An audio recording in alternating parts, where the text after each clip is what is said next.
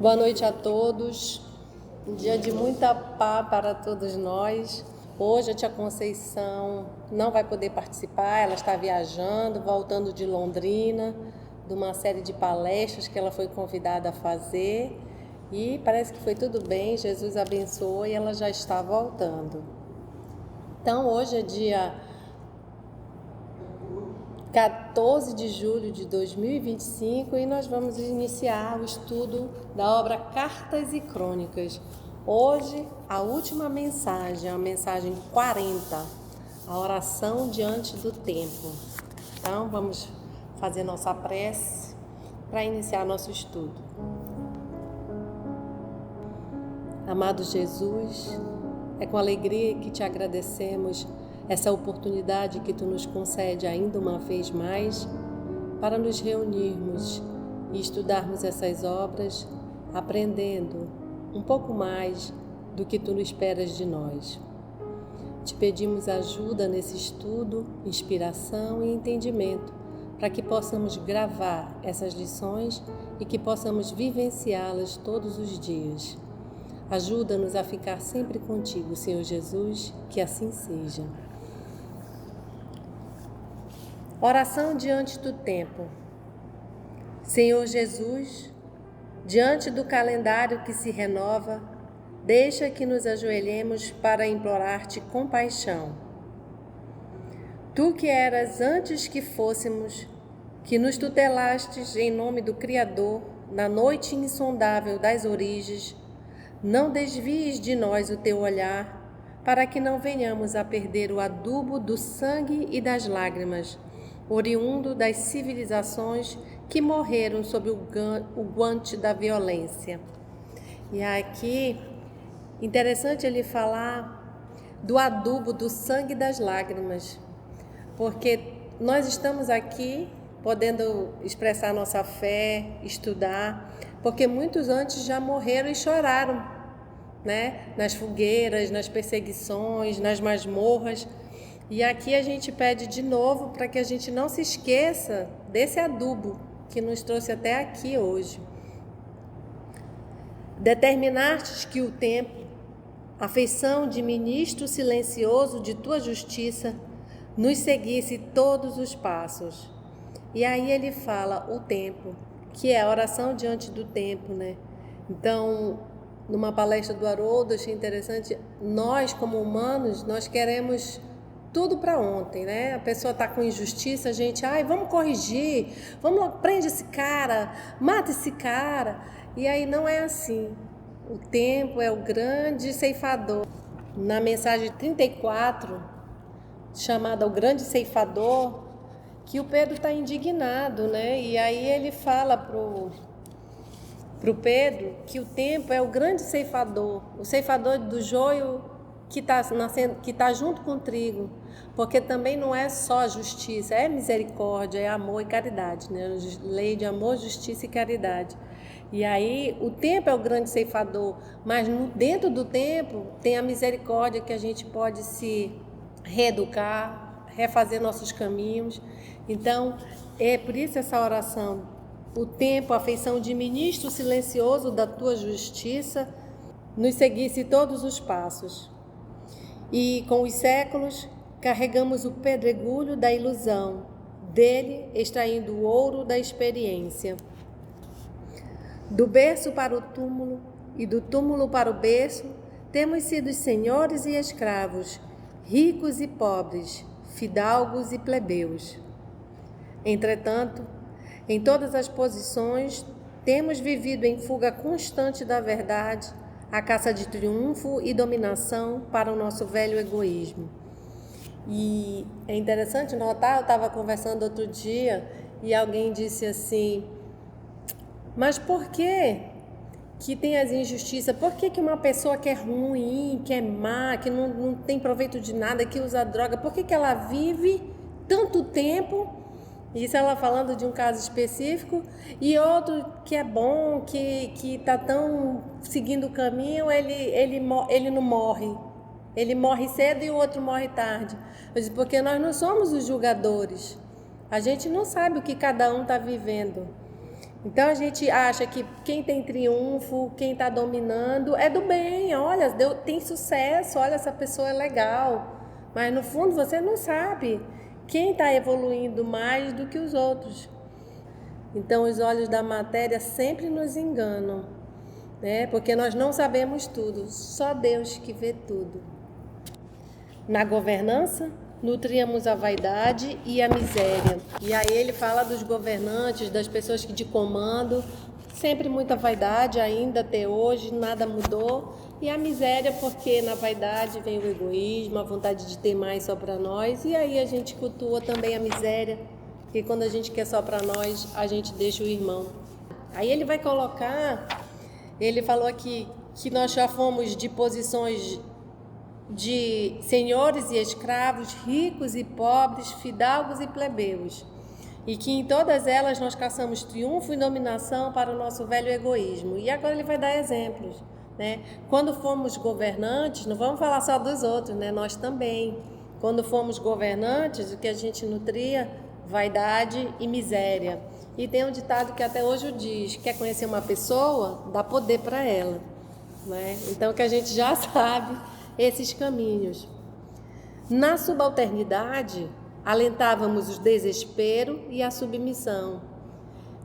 Na fortuna, éramos orgulhosos e inúteis. Na carência, vivíamos intemperantes e despeitados. Administrando, alongávamos o crime. Obedecendo, atendíamos à vingança. E aí os exemplos da nossa vida mesmo, né? A gente vê quando estamos na carência, sempre despeitados com quem tem mais, com quem pode, a gente sempre aponta o dedo dizendo: ah, mas assim é fácil, queria ver no meu lugar. Então a gente não sabe muitas vezes pegar o nosso caminho e seguir e fazer nosso trabalho. A gente tem que estar apontando para os outros. Resistimos a todos os teus apelos em tenebrosos labirintos de opressão e delinquência, quando viestes ensinar-nos o caminho libertador. Não te limitastes a crer na glória do Pai Celeste, estendeste-lhe a incomparável bondade. Não te circunscrevestes à fé que renova.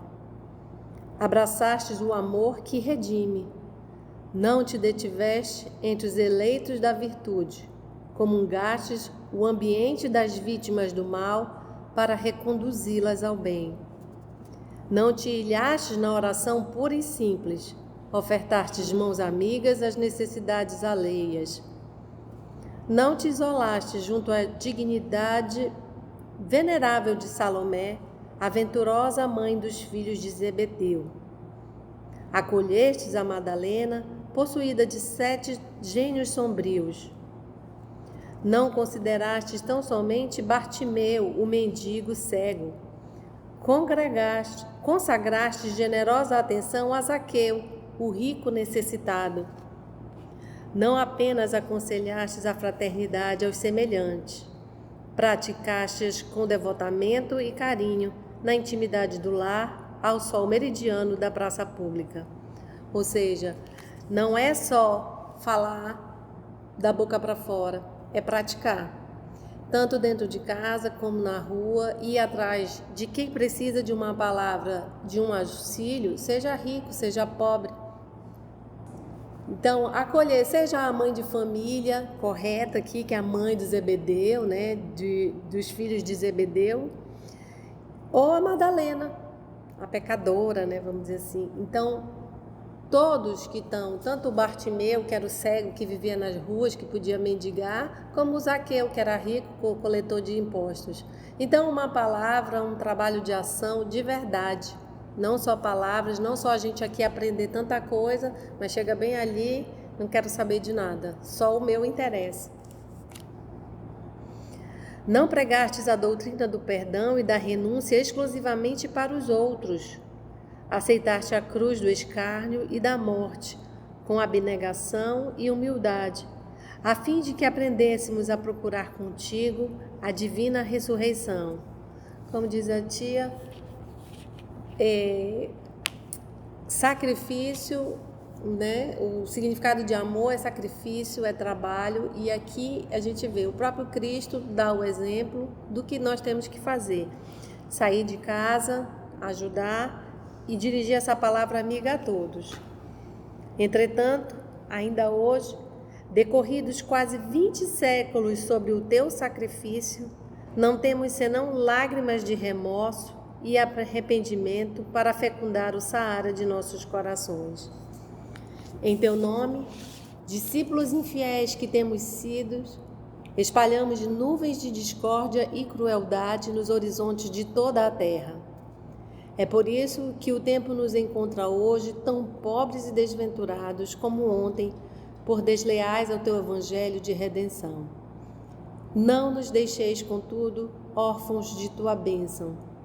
Mais de 2000 anos e a gente ainda não aprendeu a amar, ainda não aprendeu a cuidar do semelhante, né? Então a tia sempre fala, nós estamos aqui para aprender a ser humanos e ainda não conseguimos. Estamos mais para o lado animal do que para o lado humano. E o nosso caminho é esse, aprender a ajudar. Nós só estamos aqui para aprender a amar. E a gente não consegue, porque o egoísmo, a vaidade fala muito forte.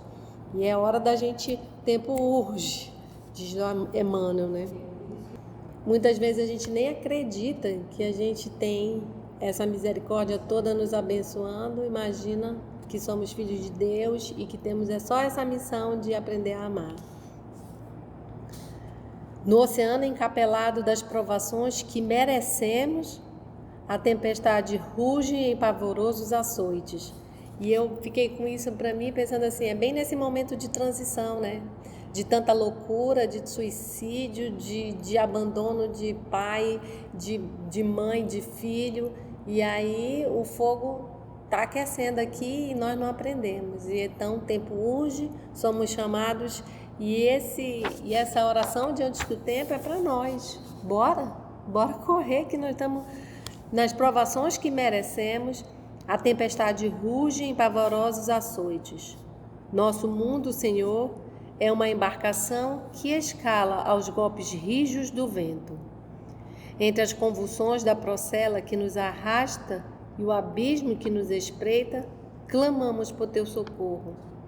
E confiamos em que te levantarás luminoso e imaculado sobre a onda móvel e traiçoeira, aplacando a fúria dos elementos e exclamando para nós, como outrora dissestes aos discípulos aterrados: homens de pouca fé, por que duvidastes?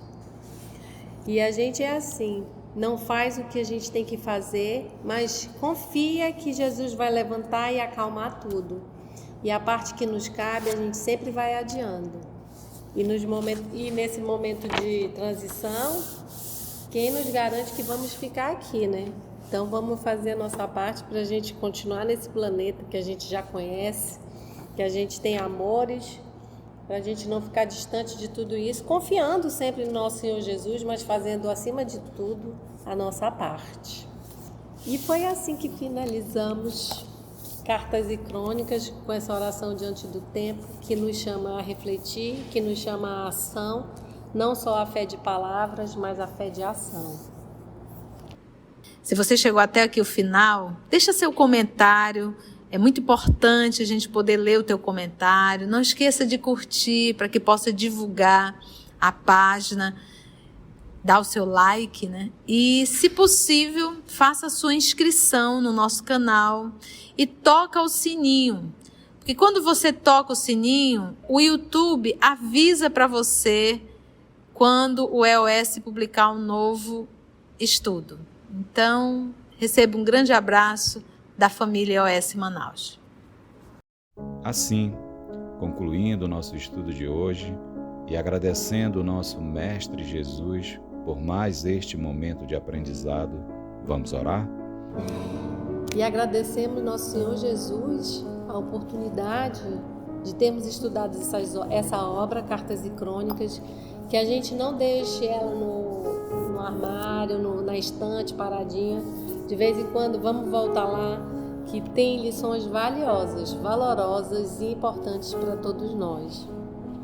E agradecemos mais uma vez os amigos espirituais também, que nos intuem, que nos inspiram, e até o nosso próximo livro, se Deus assim permitir. EOS Manaus. Estudando para servir ao Cristo. Visite nosso site em www.eosmanaus.org. No YouTube, procure o canal EOS Manaus. Participe do nosso grupo no Facebook. No Instagram somos @EOS Manaus. Escute e estude na Rádio Manaus de Estudos Espíritas. Estamos, também, em diversas plataformas de áudio. Procure EOS Manaus, no seu aplicativo preferido. EOS Manaus. Estudando para servir ao Cristo.